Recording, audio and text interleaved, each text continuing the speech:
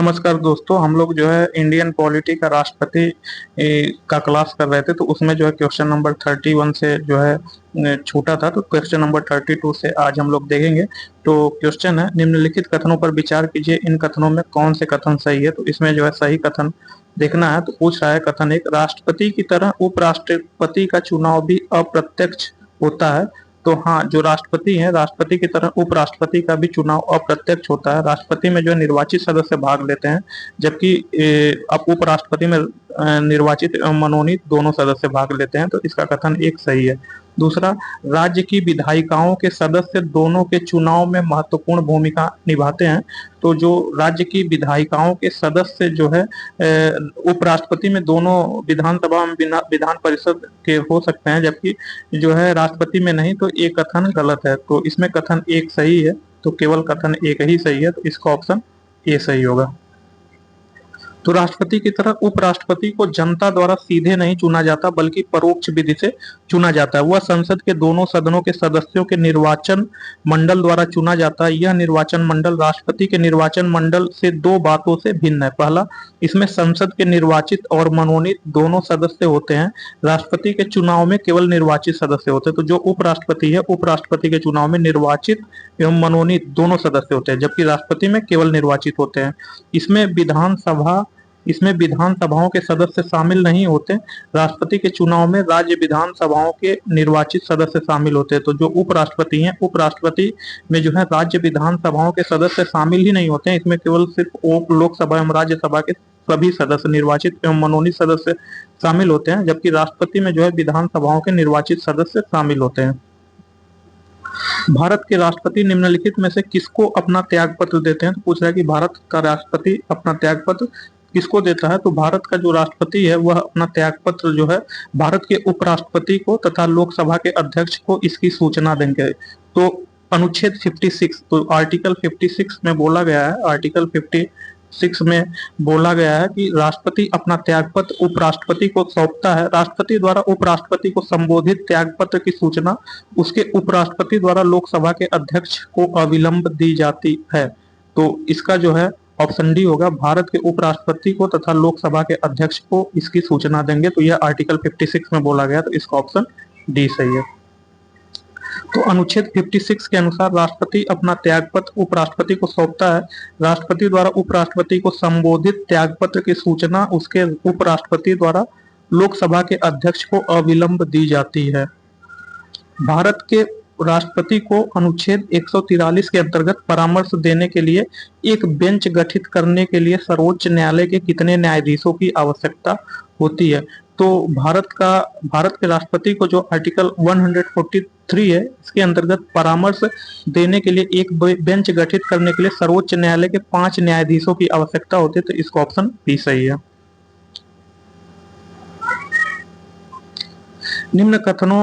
निम्नलिखित में से राष्ट्रपति के चुनाव प्रकरण के लिए सही नहीं है। तो इसमें पूछा गया कि कौन सा कथन राष्ट्रपति के चुनाव प्रकरण के लिए सही नहीं है। तो जो है पदस्थ राष्ट्रपति की पदावधि से पूर्व उत्तराधिकारी का चुनाव अवश्य हो जाना चाहिए। तो हाँ, सही है। राष्ट्रपति अपना पदभार ग्रहण करने की तिथि से 5 वर्ष तक पद पर रहेंगे, ये भी सही है। राष्ट्रपति का उत्तराधिकारी आने तक कार्यकाल की समाप्ति पर भी वह पद पर बना रहेगा। तो ये भी सही है। डी, निर्वाचक मंडल के अपूर्ण होने के आधार पर राष्ट्रपति का चुनाव स्थगित किया जा सकता है। तो जो कि गलत है। निर्वाचक मंडल के अपूर्ण होने पर राष्ट्रपति का जो चुनाव है वह स्थगित नहीं किया जा सकता। तो इसका ऑप्शन डी गलत है। तो राष्ट्रपति के चुनाव प्रकरण से संबंधित निर्वाचक मंडल के अपूर्ण होने के आधार पर राष्ट्रपति का चुनाव स्थगित नहीं किया जा सकता है। राष्ट्रपति का चुनाव निम्नलिखित में से किसके द्वारा संचालित किया जाता है। तो पूछ रहा है कि राष्ट्रपति का चुनाव है निम्नलिखित में से किसके द्वारा संचालित किया जाता है। तो जो राष्ट्रपति का चुनाव है वह जो है भारत के निर्वाचन आयोग द्वारा संचालित किया जाता है। तो अनुच्छेद 324 जो आर्टिकल 324 के सब सेक्शन 1 में जो है अनुसार संसद और प्रत्येक राज्य की विधानमंडल के लिए कराए जाने वाले सभी निर्वाचनों के लिए तथा राष्ट्रपति और उपराष्ट्रपति के पदों के लिए निर्वाचक नामावली तैयार कराने का और उन सभी निर्वाचनों के संचालन का अधीक्षण, निदेशन और नियंत्रण निर्वाचन आयोग में निहित है, जो है आर्टिकल 324 में बोलता है। तो इसका जो है भारत के निर्वाचन आयोग। तो इसका ऑप्शन डी सही है। तो आर्टिकल 324 के खंड 1 के अनुसार संसद और प्रत्येक राज्य के विधानमंडल के लिए कराए जाने वाले सभी निर्वाचनों के लिए तथा राष्ट्रपति और उपराष्ट्रपति के पदों के लिए निर्वाचक नामावली तैयार कराने का और उन सभी निर्वाचनों के संचालन का अधीक्षण, निर्देशन और नियंत्रण निर्वाचन आयोग में निहित होगा।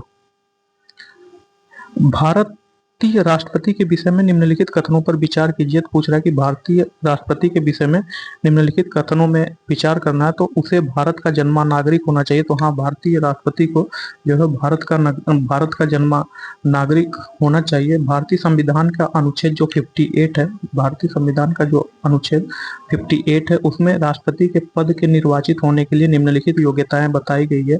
पहला, उसे भारत का नागरिक होना चाहिए। तो यहाँ जो है जन्मा नागरिक नहीं, उसे भारत का नागरिक होना चाहिए। भारत का नागरिक जो भारत में नहीं जन्मा वो भी हो सकता है, तो कथन एक गलत है। उसे 35 वर्ष की उम्र पूरी कर लेनी चाहिए। तो हाँ, उसे 35 वर्ष की उम्र पूरी कर लेनी चाहिए। उसे संसद का सदस्य निर्वाचित होने की योग्यता रखनी चाहिए।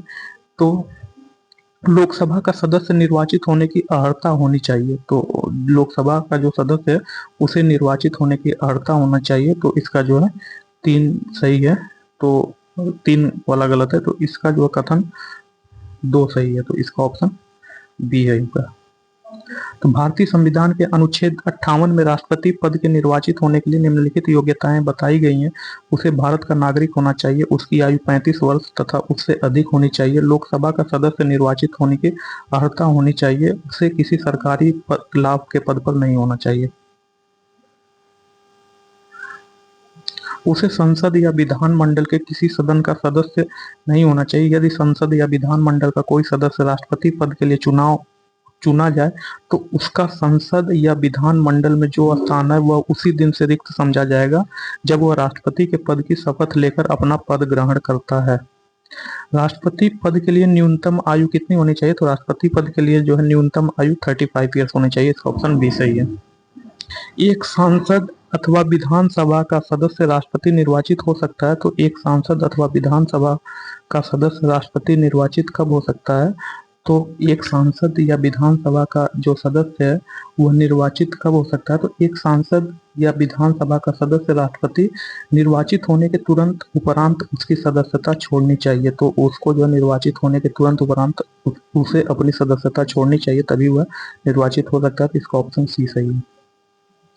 राष्ट्रपति के कार्यकाल का प्रारंभ माना जाता है। तो राष्ट्रपति के कार्यकाल का प्रारंभ जो है कब से माना जाता है? तो राष्ट्रपति के कार्यकाल का जो भारतीय संविधान का अनुच्छेद 56 है, तो आर्टिकल 56 में जो है राष्ट्रपति की पदावधि की चर्चा की गई है। इसके अनुसार राष्ट्रपति अपने पद ग्रहण की तारीख से 5 वर्ष की अवधि तक पद धारण करेगा। तो जो है पद ग्रहण की तारीख से, तो यहाँ से शपथ ग्रहण के दिन से जो 5 वर्ष तक वो अपने कार्यकाल में रहेगा, ऐसा आर्टिकल 56 में बोला गया है।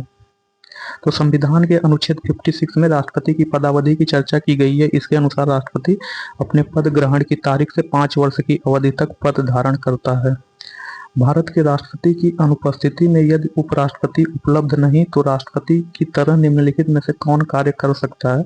तो पूछ रहा है कि भारत के राष्ट्रपति की अनुपस्थिति में यदि उपराष्ट्रपति उपलब्ध नहीं है तो राष्ट्रपति की तरह निम्नलिखित में से कौन कार्य कर सकता है? तो वह जो है भारत का प्रधान न्यायाधीश, सुप्रीम कोर्ट ऑफ इंडिया। तो इसका ऑप्शन ये सही है।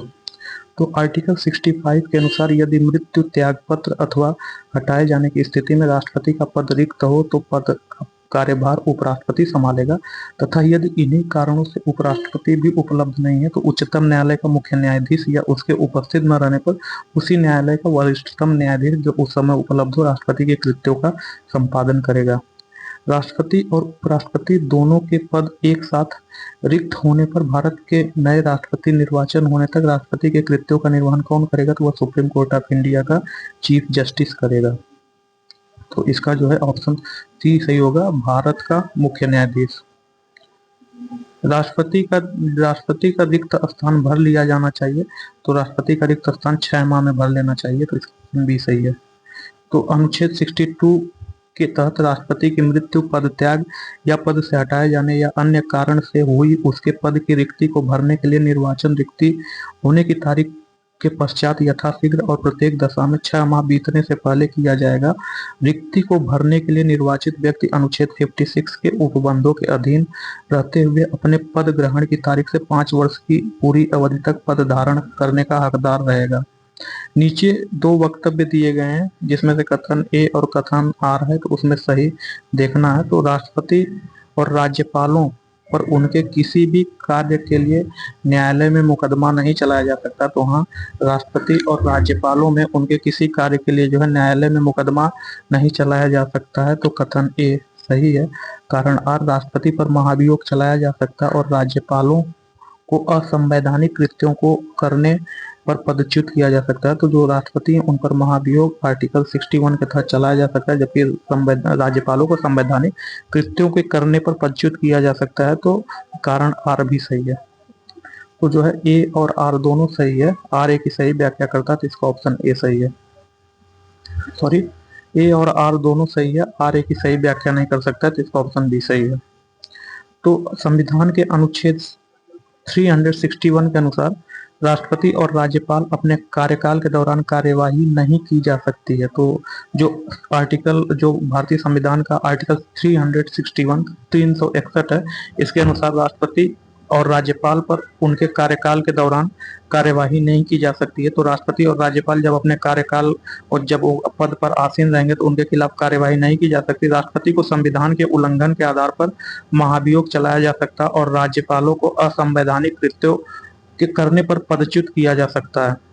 संसद में भारतीय राष्ट्रपति पर महाभियोग चलाया जा सकता है। तो संसद में भारतीय राष्ट्रपति पर महाभियोग एक अर्ध न्यायिक प्रक्रिया, तो इसका ऑप्शन बी सही है। तो संसद में भारतीय राष्ट्रपति पर महाभियोग लाना एक अर्ध न्यायिक प्रक्रिया है। निम्नलिखित में से किनकी नियुक्ति भारत के राष्ट्रपति द्वारा की जाती है? तो पूछ रहा है कि निम्नलिखित में से किनकी नियुक्ति भारत के राष्ट्रपति द्वारा की जाती है। तो जो है कि जो राष्ट्रपति वित्त आयोग के अध्यक्ष व संघ राज्य क्षेत्र के मुख्यमंत्री की नियुक्ति करता है। तो जो राष्ट्रपति है वह वित्त आयोग के अध्यक्ष एवं संघ राज्य क्षेत्र के मुख्यमंत्री की नियुक्ति करता है। तो कथन 1 एवं 3 सही है। तो इसका ऑप्शन सी सही होगा, 1 और 3 सही है। संविधान के निम्नलिखित अनुच्छेदों में से किस एक के अंतर्गत संघ की कार्यपालिका शक्तियां राष्ट्रपति में निहित है? तो पूछ रहा है कि संविधान के किस अनुच्छेद के तहत संघ की जो कार्यपालिका शक्ति है वह राष्ट्रपति में निहित है? तो आर्टिकल 53 है। जो आर्टिकल 53 है उसके तहत जो संघ की कार्यपालिका शक्तियां वह राष्ट्रपति में निहित है। तो इसका ऑप्शन सी सही है। तो संविधान यह कहता है कि संघ की कार्यपालिका शक्ति राष्ट्रपति में निहित होगी। आर्टिकल 53 इस प्रकार भारत का राष्ट्रपति संघ की कार्यपालिका शक्ति का प्रधान होगा। संघ की कार्यपालिका शक्ति निहित है, तो संघ की कार्यपालिका शक्ति जो है राष्ट्रपति में निहित है, आर्टिकल 53 के तहत बताया गया। तो इसका ऑप्शन बी सही है। निम्नांकित में से कौन भारतीय गणतंत्र का प्रमुख होता है? तो जो भारत का राष्ट्रपति है यह भारतीय गणतंत्र का प्रमुख होता है। तो इसका ऑप्शन ए है। तो भारतीय गणतंत्र का प्रमुख भारत का राष्ट्रपति होता है। संविधान के अनुच्छेद 52 में कहा गया कि भारत का एक राष्ट्रपति होगा। भारत सरकार की समूची कार्यवाही उसके नाम से की जाती है। यह अनुच्छेद 53 में बताया गया। तो आर्टिकल 53 में बताया गया है कि भारत सरकार की समूची कार्यवाही उसके नाम से की जाती है। रक्षा बलों की सर्वोच्च कमान उसमें निहित है।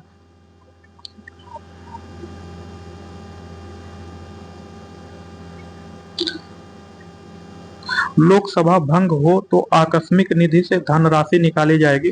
तो पूछ रहा है कि लोकसभा यदि भंग हो तो आकस्मिक निधि से धनराशि निकाली जाएगी। तो लोकसभा भंग हो तो आकस्मिक निधि से धनराशि राष्ट्रपति के आदेश द्वारा निकाली जाएगी।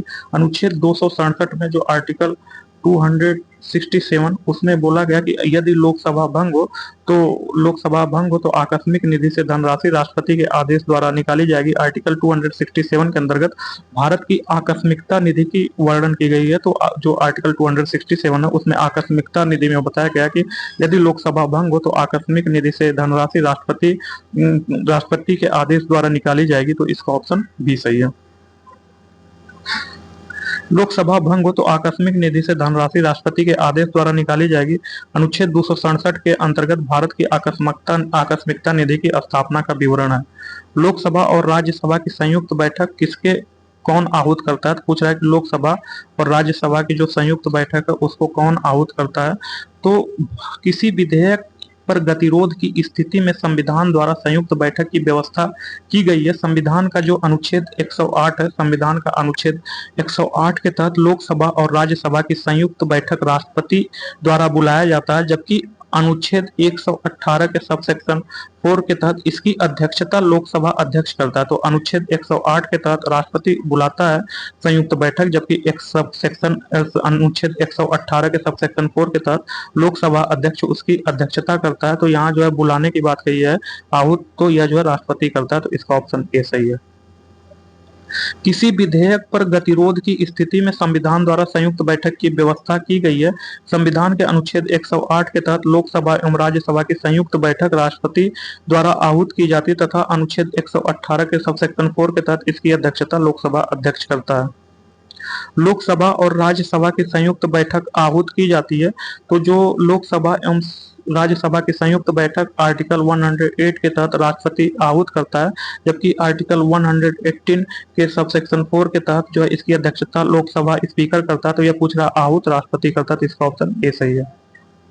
भारतीय संविधान के किस अनुच्छेद के अंतर्गत राष्ट्रपति का अधिकार है कि वह किसी बिल पर अपनी अनुमति रोक ले? तो पूछ रहा है कि भारतीय संविधान का ऐसा कौन सा अनुच्छेद है जिसके अंतर्गत राष्ट्रपति का अधिकार है कि वह किसी बिल पर अपनी अनुमति रोक ले? तो संविधान का जो अनुच्छेद 111 है, संविधान का अनुच्छेद 111 के अनुसार जब कोई विधेयक संसद के दोनों सदनों द्वारा पारित कर दिया जाए तब वह राष्ट्रपति के समक्ष प्रस्तुत किया जाएगा और राष्ट्रपति घोषित करेगा कि वह विधेयक पर अनुमति देता है या अनुमति रोक लेता है। परंतु राष्ट्रपति की अनुमति के समक्ष विधेयक प्रस्तुत किए जाने के पश्चात यथाशीघ्र उस विधेयक को, यदि धन विधेयक नहीं है तो दोनों सदनों को इस संदेश के साथ लौटा सकेगा कि वह विधेयक पर या उसके किसी निर्दिष्ट उपबंधों पर पुनर्विचार करे। तो इसका जो है ऑप्शन जो है डी सही होगा। अनुच्छेद 111 अनुच्छेद 108 के तहत राष्ट्रपति दोनों सदनों की संयुक्त बैठक बुलाता है। तो संविधान का जो अनुच्छेद 111 है के अनुसार जब कोई विधेयक संसद के दोनों सदनों द्वारा पारित कर दिया जाए तब वह राष्ट्रपति के समक्ष प्रस्तुत किया जाएगा और राष्ट्रपति घोषित करेगा कि वह विधेयक पर अनुमति देता या अनुमति रोक लेता है। परंतु राष्ट्रपति की अनुमति के समक्ष विधेयक प्रस्तुत किए जाने के पश्चात यथाशीघ्र उस विधेयक को, यदि वह धन विधेयक नहीं है तो दोनों सदनों को इस संदेश के साथ लौटा सकेगा कि वह विधेयक या उसके किसी निर्दिष्ट उपबंधों पर पुनर्विचार करे। विस्तृतता किन्हीं ऐसे संशोधनों के पुनर्स्थापना के वांछनीयता पर जो है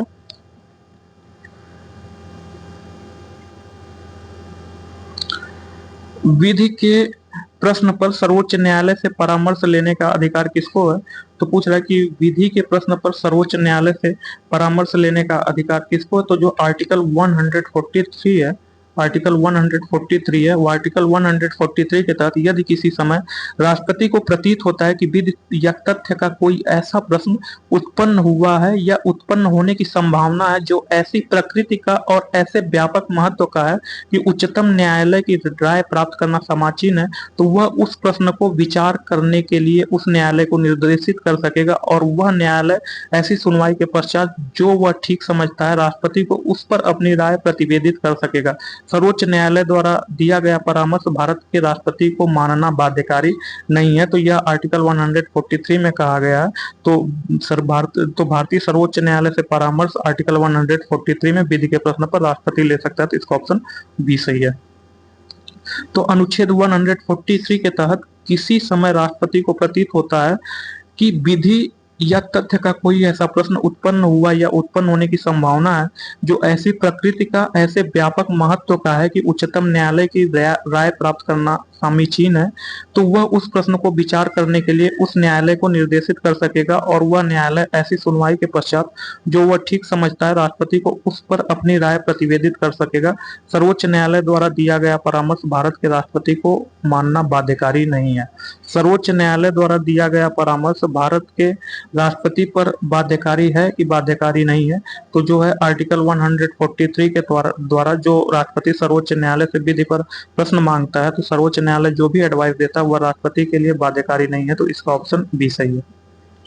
तो निम्नलिखित में से किस भौगोलिक क्षेत्र को अनुसूचित क्षेत्र घोषित करने का संवैधानिक अधिकार है? तो निम्नलिखित में से किसी भौगोलिक क्षेत्र को अनुसूचित क्षेत्र, शेड्यूल एरिया घोषित करने का संवैधानिक अधिकार किसको है? तो किसी भौगोलिक क्षेत्र को अनुसूचित क्षेत्र शेड्यूल एरिया घोषित करने का संवैधानिक अधिकार राष्ट्रपति को प्राप्त है? तो इसका ऑप्शन डी सही है।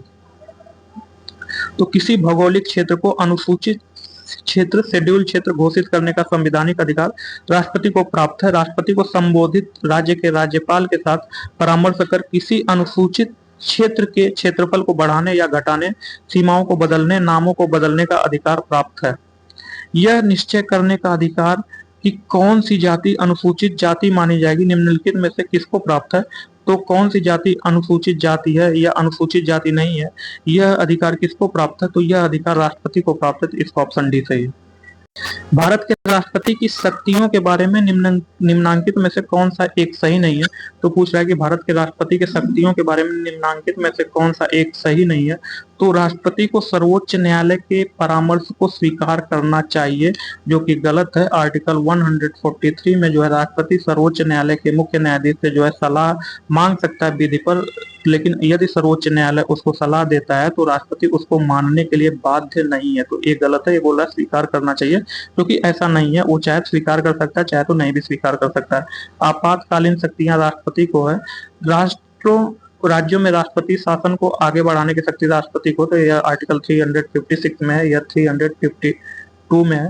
राष्ट्रपति सर्वोच्च न्यायालय के परामर्श को स्वीकार अथवा अस्वीकार कर सकता है। तो ये जो है ये भी सही है। तो ये गलत है।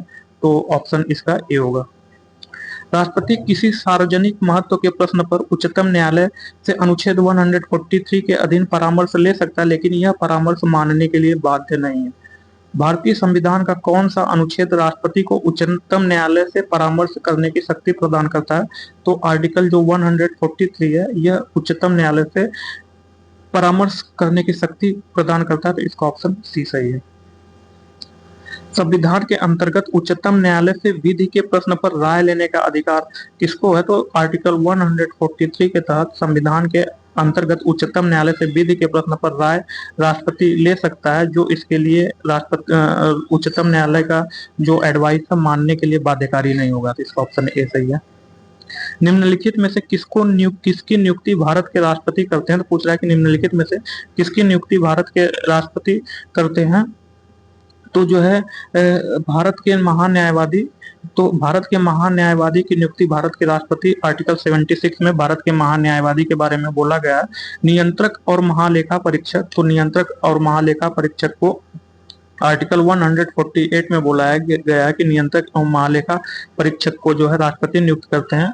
राज्य के राज्यपाल तथा आर्टिकल 155 में जो है बोला गया कि राज्य के राज्यपाल की नियुक्ति जो है राष्ट्रपति करते हैं। तो आर्टिकल 76 में जो है भारत के महान्यायवादी, आर्टिकल 148 148 में नियंत्रक एवं महालेखा परीक्षक, राज्य के राज्यपाल आर्टिकल 155 में सबकी नियुक्ति जो है राष्ट्रपति करता है। तो इसका ऑप्शन डी सही होगा, उपरोक्त सभी।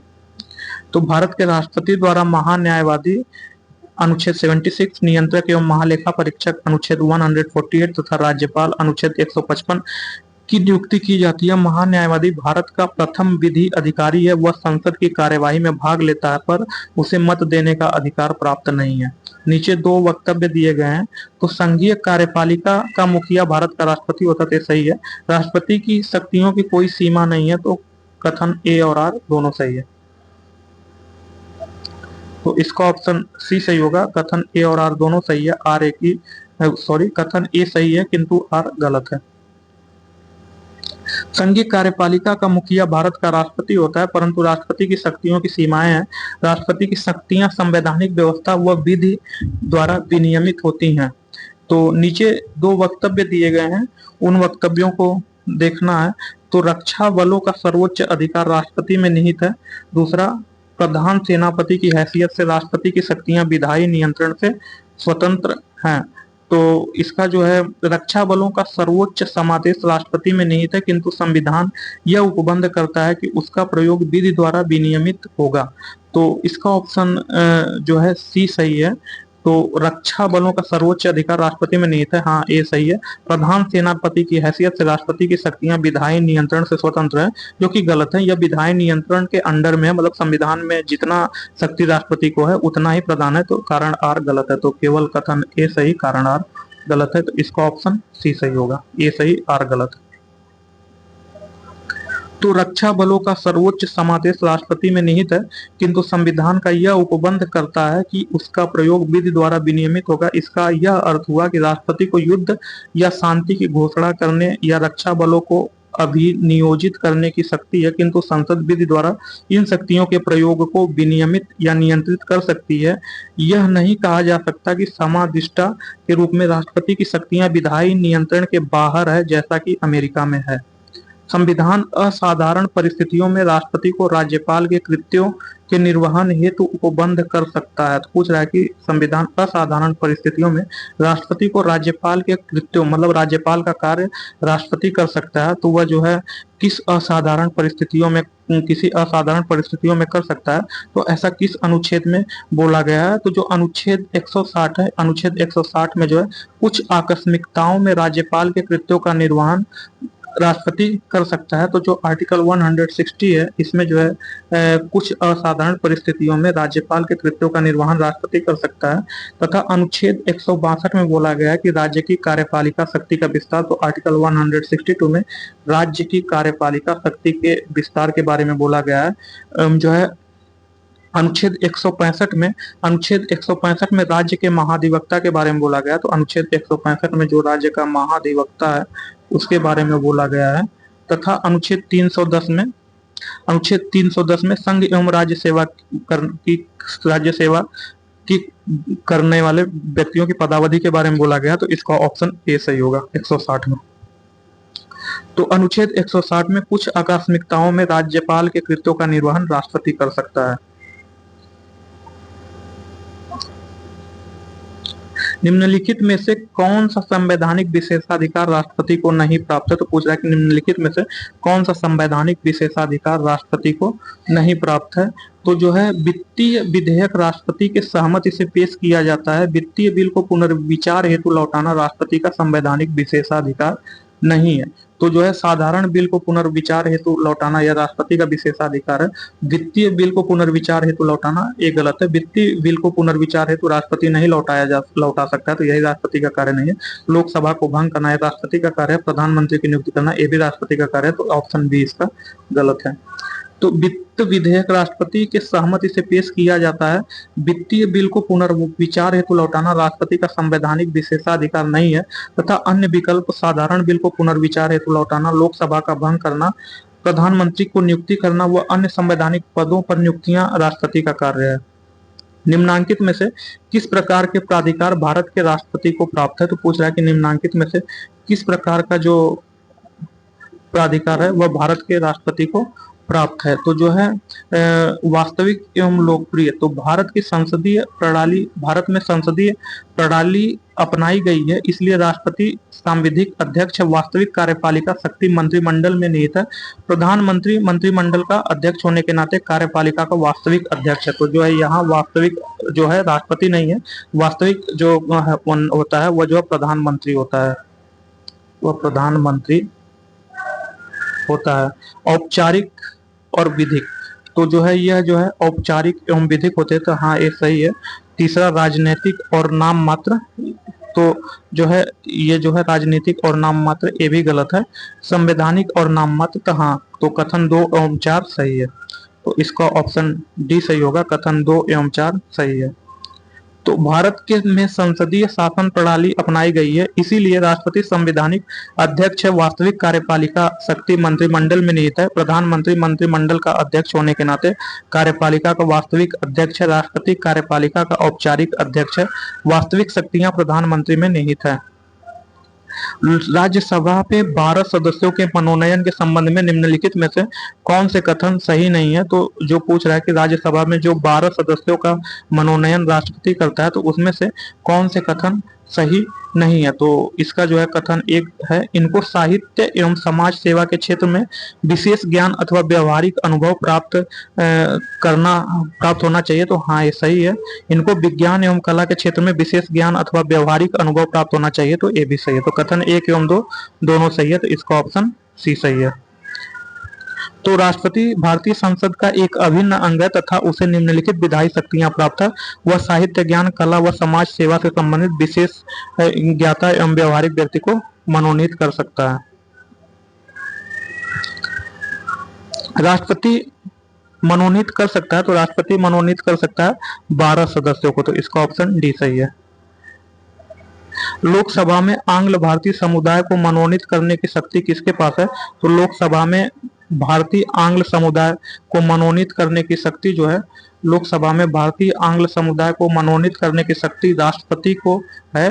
बट जो है 104वां संविधान संशोधन जो हुआ था, 104वां संविधान संशोधन अधिनियम 2019, तो 104वां संविधान संशोधन अधिनियम 2019 में जो आया था, लोकसभा एवं राज्यसभा की विधान सभाओं के आंग्ल भारतीय समुदायों के नाम निर्देशन को 25 जनवरी 2020 को यह जो है समाप्त कर दिया गया। तो 25 जनवरी 2005 को 104वां संविधान संशोधन जो 2019 में आया था, 25 जनवरी 2020 में जो आंग्ल भारतीय समुदाय लोकसभा में 2 चुने जाते हैं उनको समाप्त कर दिया गया। तो यह जो है भारत उस समय प्रश्न के अनुसार भारत के राष्ट्रपति, बट जो है अब 104वां संविधान संशोधन 2019 द्वारा समाप्त कर दिया गया।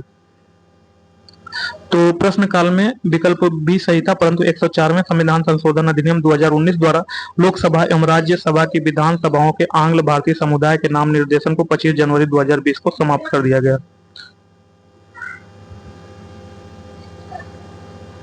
भारत के राष्ट्रपति के संदर्भ में निम्नलिखित में कौन से कथन सही हैं? भारत के राष्ट्रपति के संदर्भ में निम्नलिखित में कौन से कथन सही है? तो इसमें पूछ रहा है कि भारत के राष्ट्रपति के संदर्भ में कौन से कथन सही है। तो राष्ट्रपति अपने पद की अवधि समाप्त हो जाने पर भी तब तक बना रहता है जब तक उसका उत्तराधिकारी अपने पद पर ग्रहण नहीं कर लेता। तो ये कथन 1 सही है। एवं कथन 2, राष्ट्रपति संसद का संयुक्त अधिवेशन बुलाता है। तो हाँ, कथन 1 एवं 2 दोनों सही है, तो इसका ऑप्शन ए सही है। तो जब तक राष्ट्रपति पद का उत्तराधिकारी पद ग्रहण न कर ले, तत्कालीन राष्ट्रपति अपने 5 वर्ष के कार्यकाल के उपरांत भी पद पर बना रह सकता है। वह इस पद पर पुनः निर्वाचित हो सकता है। वह कितनी ही बार हो पुनः निर्वाचित हो सकता है। अनुच्छेद 108 के अंतर्गत राष्ट्रपति संसद का संयुक्त अधिवेशन बुला सकता है। भारत के राष्ट्रपति के निषेधाधिकार की शक्ति का स्वरूप है। तो जो भारत के राष्ट्रपति हैं उनके निषेधाधिकार का शक्ति का स्वरूप जो है संपूर्ण निषेधाधिकार है, पॉकेट निषेधाधिकार है, निलंबनकारी निषेधाधिकार है, उपयुक्त सभी। तो इसका ऑप्शन डी सही है। तो संसद द्वारा पारित कोई विधेयक तभी अधिनियमित बनता है जब राष्ट्रपति उसे अपनी सहमति देता है। जब ऐसा विधेयक राष्ट्रपति की सहमति के लिए प्रस्तुत किया जाता है तो उसके पास 3 विकल्प होते हैं। पहला, संविधान के अनुच्छेद 111 के अंतर्गत विधान पर प्रभाव के दृष्टिकोण से कार्यपालिका के वीटो का वर्गीकरण इस प्रकार किया गया है कि आत्यांतिक, विशेषिक, निलंबनकारी और पॉकेट।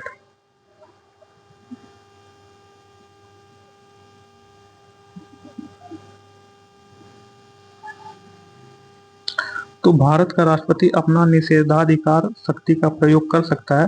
तो भारत का जो राष्ट्रपति है वह अपने निषेधाधिकार शक्ति का प्रयोग कब कर सकता है? तो केवल साधारण विधेयकों के लिए। तो इसका ऑप्शन बी सही है। तो राष्ट्रपति केवल साधारण विधेयकों पर अपना निषेधाधिकार शक्ति का प्रयोग कर सकता है। भारत के राष्ट्रपति को संसद द्वारा पारित विधेयकों पर निषेधाधिकार वीटो करने का अधिकार उतना प्रभावशाली नहीं है जितना कि अमेरिका के राष्ट्रपति को है। भारत के राष्ट्रपति को वीटो शक्ति आत्यंतिक, निलंबनकारी तथा जेबी वीटो का मिला जुला स्वरूप है। संविधान के किस अनुच्छेद ने राष्ट्रपति को सरकार से सूचना प्राप्त करने का अधिकार प्राप्त किया गया है? तो पूछ रहा है कि संविधान के कौन से अनुच्छेद में जो है राष्ट्रपति को सरकार से सूचना प्राप्त करने का अधिकार प्राप्त है?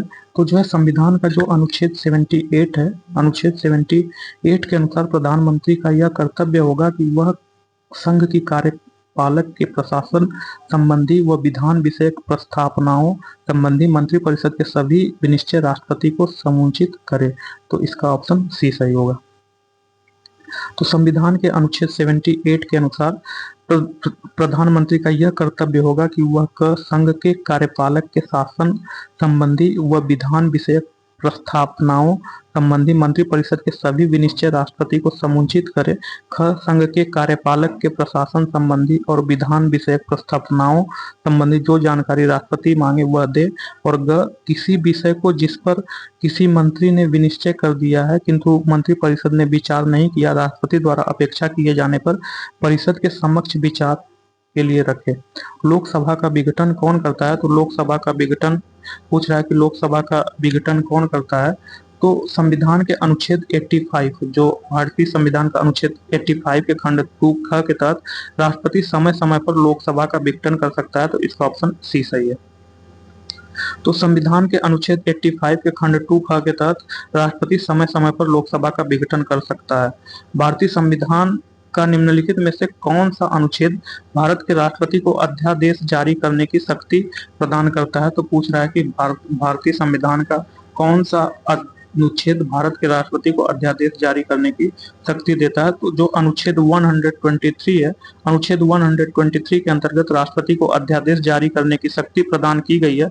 राष्ट्रपति द्वारा अध्यादेश उस स्थिति में जारी किया जाता है जबकि संसद के दोनों सदन सत्र में न हो तथा राष्ट्रपति को यह विश्वास हो जाए कि ऐसी परिस्थिति उत्पन्न हो गई है कि अविलंब कार्यवाही आवश्यक है, तो इसका ऑप्शन सी सही होगा, अनुच्छेद 123। तो अनुच्छेद 123 के अंतर्गत राष्ट्रपति को अध्यादेश जारी करने की शक्ति प्रदान की गई है। राष्ट्रपति द्वारा अध्यादेश उस स्थिति में जारी किया जाता है जबकि संसद के दोनों सदन सत्र में न हो, राष्ट्रपति को यह विश्वास हो जाए कि ऐसी परिस्थिति उत्पन्न हो गई कि अविलंब कार्यवाही आवश्यक है। राष्ट्रपति का अध्यादेश निर्गत करने की शक्ति प्रेरित है, तो राष्ट्रपति का अध्यादेश निर्गत करने की शक्ति कहाँ से प्रेरित है? तो राष्ट्रपति का अध्यादेश निर्गत करने की शक्ति भारत शासन अधिनियम 1935 से है, तो इसका ऑप्शन बी सही है। तो राष्ट्रपति का अध्यादेश निर्गत करने की शक्ति भारत सरकार अधिनियम 1935 से प्रेरित है। राष्ट्रपति द्वारा घोषित अध्यादेश की अधिकतम संभाव्य अवधि हो सकती है, तो राष्ट्रपति द्वारा घोषित अध्यादेश की अधिकतम संभाव्य अवधि कितनी हो सकती है? तो राष्ट्रपति द्वारा घोषित अध्यादेश की अधिकतम संभावित अवधि 7.5 माह तक हो सकती है, 7.5 माह तक हो सकती है। अनुच्छेद 123 के अनुसार संसद के जो शांति काल होता है, विश्रांति काल होता है, विश्रांति काल में अध्यादेश प्रख्यापित करने की राष्ट्रपति की शक्ति प्राप्त है। राष्ट्रपति द्वारा जारी अध्यादेश का प्रभाव केवल 6 माह तक रहता है। माना कि संसद का अंतिम अधिवेशन समाप्त होने के तुरंत बाद राष्ट्रपति अध्यादेश जारी कर दिया जाता है, तब इस अध्यादेश को संसद के अगले अधिवेशन के 6 सप्ताह के अंदर पारित होना आवश्यक है। तो 6 माह से अधिक अधिवेशन में अंतर नहीं होना चाहिए। तो 6 माह और 42 दिन, तो 6 माह और जो है 6 सप्ताह, तो 6 में 7 का गुणा करेंगे तो 6 माह प्लस 42 दिन, तो वही 7.5 माह होगा, तो इसका ऑप्शन डी सही है। तो राष्ट्रपति द्वारा घोषित अध्यादेश की अधिकतम अवधि 7.5 माह हो सकती है। अनुच्छेद 123 के अनुसार संसद के विश्रांत काल में अध्यादेश प्रख्यापित करने की राष्ट्रपति को शक्ति प्राप्त है। राष्ट्रपति यदि जारी अध्यादेश का प्रभाव केवल 6 मास तक रहता है, माना कि संसद की अंतिम अधिवेशन समाप्त होने के तुरंत बाद राष्ट्रपति द्वारा अध्यादेश जारी कर दिया जाता है, तब इस अध्यादेश को संसद के अगले अधिवेशन में 6 सप्ताह के अंदर पारित होना आवश्यक होता है। 6 माह से अधिक अधिवेशन में अंतर नहीं हो सकता, अतः 6 माह और 42 दिन को मिलाने पर लगभग 7.5 माह हो जाता है। प्रेसिडेंशियल ऑर्डिनेंस, राष्ट्रपति का अध्यादेश की अधिकतम संभावित अवधि कितनी है? तो वह जो 7.5 महीने है, तो इसका ऑप्शन डी सही है। निम्नलिखित में से कौन सा विषय राष्ट्रपति के अध्यादेश जारी करने की शक्ति के अंतर्गत नहीं आता है? तो पूछ रहा है कि निम्नलिखित में से कौन से विषय पर राष्ट्रपति अध्यादेश जारी नहीं कर सकता है? तो जो है किसी नए कानून का निर्माण इस पर अध्यादेश जारी कर सकता है। आर्टिकल 123 के तहत राष्ट्रपति किसी नए कानून का निर्माण पर अध्यादेश जारी कर सकता है, किसी नए कर का आरोपण पर इस पर भी कर सकता है, बजट का पास करना इस पर भी कर सकता है, संविधान का संशोधन, तो संविधान संशोधन के लिए जो है राष्ट्रपति अध्यादेश जारी नहीं कर सकता, तो इसका ऑप्शन डी सही है। तो राष्ट्रपति के अध्यादेश अनुच्छेद 123 के तहत जारी करने की शक्ति के अंतर्गत संविधान संशोधन अनुच्छेद 368 में नहीं कर सकता है। भारतीय संविधान में अध्यादेश जारी करने की शक्ति है, तो पूछ रहा है कि भारतीय संविधान में अध्यादेश जारी करने की शक्ति किसको है? तो भारतीय संविधान में आर्टिकल 123 के तहत राष्ट्रपति अध्यादेश जारी कर सकता है। तो अनुच्छेद 123 के तहत जो है भारत का राष्ट्रपति अध्यादेश जारी कर सकता है, जबकि अनुच्छेद 213 के तहत राज्यपाल अध्यादेश जारी कर सकता है। तो ट्रिक के तहत इसे याद कर सकते हैं, राष्ट्रपति में 123 होगा, जबकि जो है राज्यपाल में जो है 2 इधर चला जाएगा, 1 इधर आ जाएगा, तो 213। तो अनुच्छेद 213 के तहत राज्यपाल अध्यादेश जारी कर सकता है तथा अनुच्छेद 123 के तहत राष्ट्रपति अध्यादेश जारी कर सकता है। तो इसका जो है दोनों सही होगा, दोनों अध्यादेश जारी कर सकते हैं, इसका ऑप्शन डी सही है। भारतीय संविधान में अध्यादेश जारी करने की शक्ति शक्ति राष्ट्रपति को अनुच्छेद 123 तथा राज्यपाल को अनुच्छेद 213 अर्थात दोनों में है। यह एक विधायी शक्ति है। राष्ट्रपति की क्षमा आदि की शक्ति एक है, तो राष्ट्रपति की क्षमा आदि की शक्ति क्या है? तो राष्ट्रपति की क्षमा आदि की शक्ति जो है न्यायिक शक्ति है, तो इसका ऑप्शन बी सही है। राष्ट्रपति को क्षमा दान शक्ति न्यायिक शक्ति है। संविधान के अनुच्छेद 72 में राष्ट्रपति को उन व्यक्तियों को क्षमा करने की शक्ति प्रदान की गई है जो निम्नलिखित मामलों में किसी अपराध के लिए दोषी करार दिए गए हैं। तो पहला, संघीय विधि के विरुद्ध किसी अपराध में दिए गए दंड में, सैन्य न्यायालय द्वारा किए गए दंड में, यदि दंड का स्वरूप मृत्यु दंड हो तो उसमें, और जो है राष्ट्रपति की क्षमादान शक्ति में निम्नलिखित बातें सम्मिलित हैं। पहला क्षमा, दूसरा लघुकरण, तीसरा परिहार, चौथा विराम, पांचवा प्रविलंबन। भारत में मृत्यु दंड प्राप्त अपराधी को क्षमादान करने की अधिकार निहित है, तो भारत में मृत्यु दंड प्राप्त अपराधी को क्षमादान करने का अधिकार जो है राष्ट्रपति को है, तो इसका ऑप्शन बी सही है।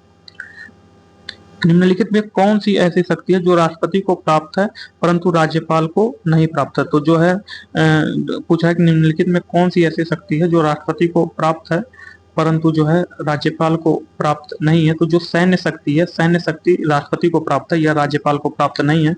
जबकि कार्यपालिका, वित्तीय एवं विधायी शक्ति यह दोनों को प्राप्त है, तो इसका ऑप्शन बी सही है, सैन्य शक्ति। तो भारतीय राष्ट्रपति में सैन्य शक्ति निहित है जबकि राज्यपाल में यह शक्ति निहित नहीं है। संविधान के अनुच्छेद 53 के खंड ख के अनुसार पूर्वगामी उपबंध की व्यापकता पर प्रतिकूल प्रभाव डाले बिना संघ के रक्षा बलों का सर्वोच्च समादेश राष्ट्रपति में निहित होगा और उसका प्रयोग विधि द्वारा विनियमित होगा। बिल्कुल प्रारंभ से भारत के राष्ट्रपति के पद पर आसीन व्यक्तियों का निम्नलिखित में से कौन सा एक सही क्रम है? तो पूछ रहा है कि भारत के राष्ट्रपति के संबंध में निम्नलिखित में कौन सा एक सही क्रम है? तो जो है राजेंद्र प्रसाद 1950 में, जो डॉक्टर राजेंद्र प्रसाद है यह जो है सबसे पहले राष्ट्रपति थे, तो यह 1950 में। तो इसमें देखेंगे राजेंद्र प्रसाद सबसे पहले कौन होंगे, तो इसमें राजेंद्र प्रसाद आए। फिर उसके बाद जो है राधा कृष्णन 1962 से 1967 से, तो एस राधा कृष्णन 1962 से 67 तक। फिर जाकिर हुसैन का कार्यकाल 1967 से जो है 1967 से जो है 1969 तक। तो जो है इसका ऑप्शन डी सही होगा, राजेंद्र प्रसाद, राधा कृष्णन, जाकिर हुसैन एवं वीवी गिरी, तो इसका ऑप्शन डी सही है।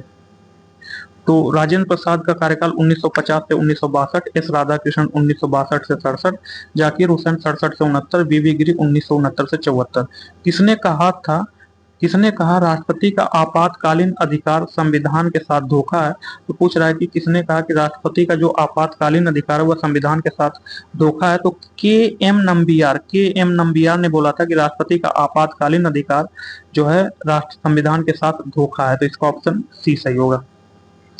तो के एम नंबियार ने संविधान में उल्लिखित राज्यों में राष्ट्रपति शासन संबंधी प्रावधान का विरोध करते हुए कहा था कि राष्ट्रपति का आपातकालीन अधिकार संविधान के साथ धोखा है।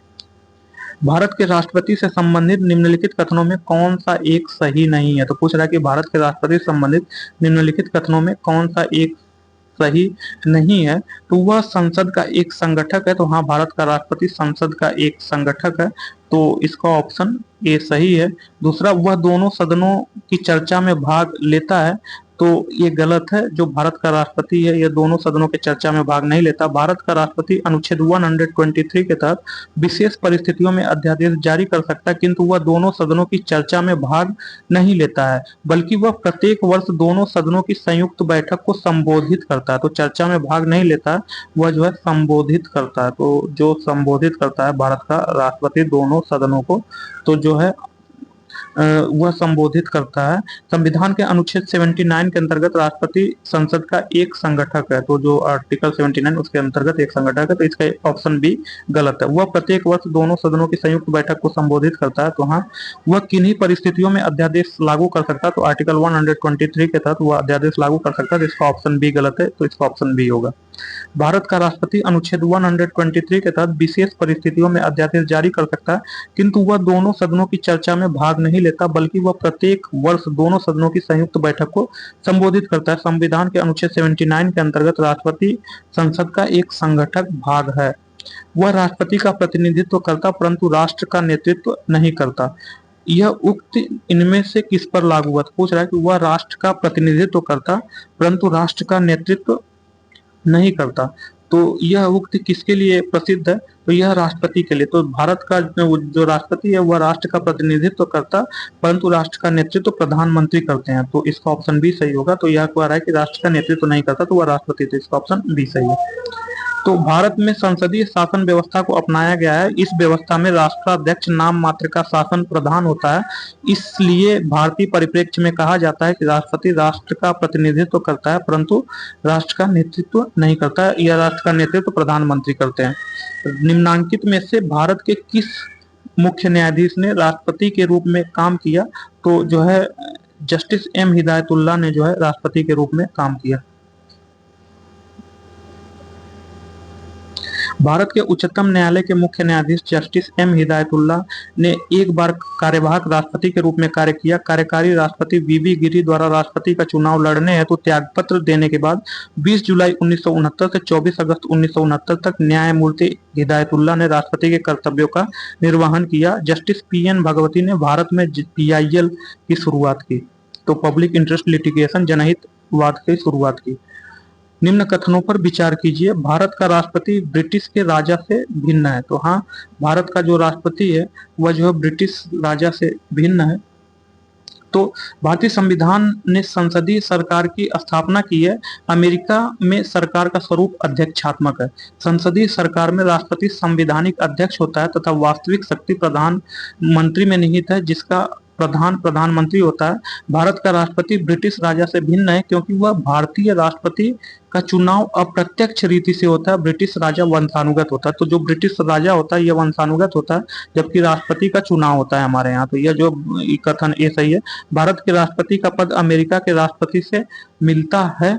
तो जो भारत का राष्ट्रपति ब्रिटिश राजा से भिन्न है। तो हाँ, भारत का राष्ट्रपति ब्रिटिश राजा से भिन्न है, तो ये सही है। तो भारत के राष्ट्रपति का पद अमेरिका के राष्ट्रपति से नहीं मिलता है, तो इसका कथन जो है आर गलत है। तो यह जो है नहीं मिलता है, तो इसका केवल कथन ए सही है। तो इसका ऑप्शन सी सही होगा। ए सही, आर गलत। तो भारतीय संविधान ने संसदीय सरकार की स्थापना की है। अमेरिका में सरकार का स्वरूप अध्यक्षात्मक है। संसदीय सरकार में राष्ट्रपति संवैधानिक अध्यक्ष होता है तथा वास्तविक शक्ति मंत्रिपरिषद में निहित होती है, जिसका प्रधानमंत्री होता है। भारत का राष्ट्रपति ब्रिटिश राजा से भिन्न है क्योंकि भारतीय राष्ट्रपति का चुनाव अप्रत्यक्ष रीत से होता है, जबकि ब्रिटिश राजा वंशानुगत होता है। निम्नलिखित में कौन राष्ट्रपति होने से पूर्व भारत के उपराष्ट्रपति पद पर आसीन नहीं रहा? तो पूछ रहा है कि निम्नलिखित में कौन भारत के राष्ट्रपति होने से पूर्व उपराष्ट्रपति पद पर आसीन नहीं रहा? तो जो है डॉक्टर एस राधाकृष्णन, जाकिर हुसैन एवं आर वेंकट रमन, यह राष्ट्रपति बनने से पहले उपराष्ट्रपति रहे, जबकि नीलम संजीव रेड्डी जो है यह जो है उपराष्ट्रपति नहीं रहे। तो इसका ऑप्शन सी सही होगा, नीलम संजीव रेड्डी। नीलम संजीव रेड्डी के अलावा अन्य सभी भारत के राष्ट्रपति बनने से पूर्व उपराष्ट्रपति रहे। भारत के किस राष्ट्रपति ने लगातार 2 कार्यावधि पूर्ण की? तो जो भारत के डॉक्टर राजेंद्र प्रसाद हैं, तो जो डॉक्टर राजेंद्र प्रसाद है यह 2 कार्यवधि पूर्ति की। तो जो भारत के प्रथम राष्ट्रपति डॉक्टर राजेंद्र प्रसाद है, यह 2 कार्यकाल में भारत के राष्ट्रपति रहे। इनका पहला कार्यकाल 1952 से लेकर के 1957 तक था तथा दूसरा कार्यकाल 1957 से लेकर के चाइना के युद्ध तक था, 1962 तक था। तो इसका ऑप्शन बी सही होगा, डॉक्टर राजेंद्र प्रसाद। भारत के प्रथम राष्ट्रपति डॉक्टर राजेंद्र प्रसाद लगभग 2 कार्यकालों में भारत के राष्ट्रपति रहे। उनका प्रथम कार्यकाल 1952 से 57 तक तथा दूसरा कार्यकाल 1957 से 1962 तक। स्वतंत्र भारत में प्रथम राष्ट्रपति कौन थे? तो स्वतंत्र भारत में प्रथम राष्ट्रपति डॉक्टर राजेंद्र प्रसाद बिहार से थे। भारत का राष्ट्रपति चुने जाने वाले प्रथम गैर कांग्रेसी उम्मीदवार कौन थे? तो ज्ञानी जो वीवी गिरी थे, यह जो प्रथम गैर कांग्रेसी सदस्य भारत के राष्ट्रपति चुने जाने वाले थे। इसका ऑप्शन ए सही है। तो वीवी गिरी 24 अगस्त 1969 से 24 अगस्त 1974 तक राष्ट्रपति रहे। प्रथम गैर कांग्रेसी उम्मीदवार थे। इन्हें द्वितीय वरीयता के मतों को जोड़ने के बाद भारत का राष्ट्रपति निर्वाचित किया गया। निम्नलिखित में से कौन द्वितीय वरीयता के मतों के जोड़ने के बाद भारत का राष्ट्रपति निर्वाचित हुआ? तो वह जो है वीवी गिरी थे। यह जो है गैर कांग्रेसी सदस्य थे। तो इसका ऑप्शन बी सही है। निम्नलिखित में भारत का राष्ट्रपति किसकी नियुक्ति नहीं कर सकता है? तो पूछ रहा है कि निम्नलिखित में भारत का राष्ट्रपति किसकी नियुक्ति नहीं कर सकता है। तो भारत का राष्ट्रपति जो है किसकी नियुक्ति नहीं कर सकता, तो भारत का राष्ट्रपति जो है उपराष्ट्रपति की नियुक्ति नहीं कर सकता, क्योंकि उपराष्ट्रपति का जो है निर्वाचन होता है। तो भारत का राष्ट्रपति उपराष्ट्रपति की नियुक्ति नहीं करता। राष्ट्रपति के समान ही उपराष्ट्रपति का निर्वाचन भी अप्रत्यक्ष होता है और अनुपातिक पद्धति के अनुसार एकल संक्रमणीय मत द्वारा होगा, किंतु उसके निर्वाचन में राज्य विधानमंडल भाग नहीं लेते हैं। उपराष्ट्रपति लोकसभा एवं राज्यसभा के सदस्यों द्वारा चुने जाते हैं। तो इसके निर्वाचन में जो राज्य विधानमंडल है वो भाग नहीं लेते हैं। इसमें जो है संसद के दोनों सदनों के सभी सदस्य भाग लेते हैं। तो इसका जो है उपराष्ट्रपति होगा, इसका ऑप्शन ए सही है। भारत का राष्ट्रपति उपराष्ट्रपति की नियुक्ति नहीं करता। राष्ट्रपति के समान ही उपराष्ट्रपति का निर्वाचन भी अप्रत्यक्ष होता है और समान अनुपातिक पद्धति के अनुसार एकल संक्रमणीय मत द्वारा होता है, किंतु उसके निर्वाचन में राज्य विधानमंडल भाग नहीं लेता। उपराष्ट्रपति लोकसभा और राज्यसभा के सदस्यों द्वारा चुने जाते हैं। अनुच्छेद 66 के 1 में ऐसा बताया गया है। सूची 1 को सूची 2 से सुमेलित करना है। तो इसमें जो है कार्यकाल देखना है। तो फखरुद्दीन अली अहमद, तो जो फखरुद्दीन अली अहमद है, तो पूछ रहा है कि जो फखरुद्दीन अली अहमद, तो फखरुद्दीन अली अहमद का कार्यकाल 74 से 77 तक, 1974 से 77 तक, ए का 2 होगा। एन संजीव रेड्डी, जो एन संजीव रेड्डी है या जो है 1977 से 82 तक होगा, तो बी का 3 होगा।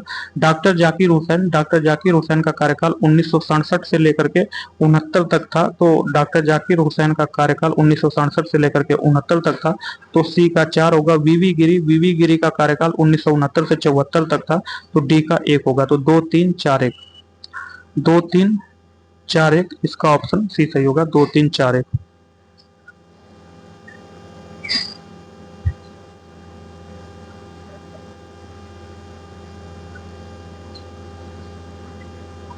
भारत के नियंत्रक एवं महालेखा परीक्षक के संघ के लेखा संबंधी प्रतिवेदनों को सर्वप्रथम निम्न में से किसको प्रस्तुत किया जाता है। तो भारत के नियंत्रक एवं महालेखा परीक्षक के संघ के लेखा संबंधी प्रतिवेदनों को सर्वप्रथम निम्न में से किसको प्रस्तुत किया जाता है। तो संविधान का जो अनुच्छेद 148 है, अनुच्छेद 148 के अनुसार भारत का एक नियंत्रक एवं महालेखा परीक्षक होगा, तथा अनुच्छेद 151 के अनुसार नियंत्रक एवं महालेखा परीक्षक संघ की लेखाओं संबंधी प्रतिवेदनों को सर्वप्रथम राष्ट्रपति के सम्मुख प्रस्तुत करेगा, जो उनको संसद के प्रत्येक सदन के समक्ष रखवाएगा। तो यह जो है भारत के राष्ट्रपति को प्रस्तुत करेगा। तो इसका ऑप्शन डी सही होगा। ऐसा अनुच्छेद 151 में बोला गया, तथा भारत के नियंत्रक एवं महालेखा परीक्षक की बात अनुच्छेद 148 में बोला गया। तो संविधान के अनुच्छेद 148 के अनुसार भारत का एक नियंत्रक एवं महालेखा परीक्षक होगा। अनुच्छेद 151 के अनुसार नियंत्रक एवं महालेखा परीक्षक संघ की लेखाओं संबंधी प्रतिवेदनों को सर्वप्रथम राष्ट्रपति के सम्मुख प्रस्तुत करेगा, जो उनको संसद के प्रत्येक सदन के समक्ष रखवाएगा। तो राष्ट्रपति का भाषण तैयार किया जाता है। तो पूछा है कि राष्ट्रपति का भाषण तैयार किया जाता है, तो राष्ट्रपति का भाषण किसके द्वारा तैयार किया जाता है, यह पूछ रहा है। तो जो राष्ट्रपति का भाषण है, जो राष्ट्रपति का भाषण पीएम और उनके मंत्रिमंडल द्वारा तैयार किया जाता है। तो राष्ट्रपति का भाषण जो है पीएम एवं उनके मंत्रिमंडल द्वारा तैयार किया जा सकता है। तो इसका ऑप्शन बी सही है। तो राष्ट्रपति का भाषण पीएम और उनके मंत्रिमंडल द्वारा तैयार किया जाता है। राष्ट्रपति लोकसभा के प्रत्येक साधारण निर्वाचन के पश्चात प्रथम सत्र के आरंभ में ही और प्रत्येक वर्ष के प्रथम सत्र के आरंभ में एक साथ समवेत संसद के दोनों सदनों में अभिभाषण करेगा और संसद को उसके आह्वान के कारण बताएगा। ऐसा जो है आर्टिकल 87 में बोला गया है। तो राष्ट्रपति का भाषण पीएम और उनके मंत्रिमंडल द्वारा तैयार किया जाता है। राष्ट्रपति लोकसभा के लिए प्रत्येक साधारण निर्वाचन के पश्चात प्रथम सत्र के आरंभ में और प्रत्येक वर्ष के प्रथम सत्र के आरंभ में एक साथ समवेत संसद के दोनों सदनों में अभिभाषण करेगा और संसद को उसके आह्वान के कारण बताएगा। ऐसा अनुच्छेद 87 में बोला गया। राष्ट्रपति के अभिभाषण में सरकार की नीतिगत प्राथमिकताओं और आने वाले वर्ष की योजनाओं का अनिवार्य रूप से उल्लेख होता है। अभिभाषण सरकार के एजेंडा और दिशा का व्यापक फ्रेमवर्क प्रदान करता है। निम्न कथनों में कौन सा कथन सही नहीं है। तो पूछ रहा है कि निम्न कथनों में कौन सा कथन सही नहीं है। तो जो राष्ट्रपति संसद को संदेश भेज सकता है, तो हाँ राष्ट्रपति संसद को संदेश भेज सकता है। राष्ट्रपति संसद का भाग नहीं है, तो गलत है। राष्ट्रपति संसद का भाग है। संसद के 3 भाग है, लोकसभा, राज्यसभा एवं राष्ट्रपति। ऑप्शन सी, राष्ट्रपति संसद के प्रत्येक सदन हाउस को बुला सकता है, तो हाँ ये कथन सही है। राष्ट्रपति लोकसभा को विघटित कर सकता है, तो ये भी सही है। तो राष्ट्रपति संसद का भाग नहीं, यही कथन बी गलत है, इसका ऑप्शन बी होगा। राष्ट्रपति भारतीय संसद राष्ट्रपति दो सदन लोकसभा एवं राज्यसभा से मिलकर बनती है। राष्ट्रपति के पास संसद के दोनों सदनों में किसी भी सदन को बुलाने या स्थगित करने अथवा लोकसभा को भंग करने की शक्ति है। निम्नलिखित में कौन सा युग्म सही सुमेलित नहीं है? तो पूछ रहा है कि निम्नलिखित में कौन सा युग्म सही सुमेलित नहीं है। तो अनुच्छेद 54 राष्ट्रपति का निर्वाचन के बारे में बताता है, तो जो अनुच्छेद 54 है यह राष्ट्रपति के निर्वाचन के बारे में बताता है, तो ये सही है। अनुच्छेद 55 राष्ट्रपति के निर्वाचन की रीति के बारे में बताता है, तो ये भी सही है। अनुच्छेद 60 राष्ट्रपति पर महाभियोग चलाने की प्रक्रिया के बारे में बताता है, जो कि गलत है। राष्ट्रपति पर महाभियोग चलाने की प्रक्रिया अनुच्छेद 61 में बोला गया, जिसे इम्पीचमेंट कहा जाता है, तो यही सी वाला गलत है। अनुच्छेद 123 अध्यादेश प्रख्यापित करने की राष्ट्रपति की शक्ति है, तो डी सही है। तो इसका ऑप्शन सी सही होगा, यही गलत है। तो अनुच्छेद 54 में राष्ट्रपति का निर्वाचन, अनुच्छेद 55 में राष्ट्रपति के निर्वाचन की रीति, अनुच्छेद 60 में राष्ट्रपति द्वारा शपथ प्रतिज्ञान, अनुच्छेद 123 में अध्यादेश प्रख्यापित करने की राष्ट्रपति की शक्ति, अनुच्छेद 61 में राष्ट्रपति पर महाभियोग। निम्नलिखित में किसकी नियुक्ति भारत के राष्ट्रपति द्वारा नहीं की जा सकती? तो पूछ रहा है कि निम्नलिखित में किसकी नियुक्ति भारत के राष्ट्रपति द्वारा नहीं की जाती। तो क्वेश्चन 101 में पूछ रहा है कि निम्नलिखित में किसकी नियुक्ति भारत के राष्ट्रपति द्वारा नहीं की जाती। तो जो है अनुसूचित जातियों एवं जनजातियों के लिए एक विशेष अधिकारी की नियुक्ति राष्ट्रपति द्वारा की जाती है। भाषाई अल्पसंख्यकों के लिए विशिष्ट अधिकारी, इसकी भी नियुक्ति राष्ट्रपति द्वारा की जा सकती है।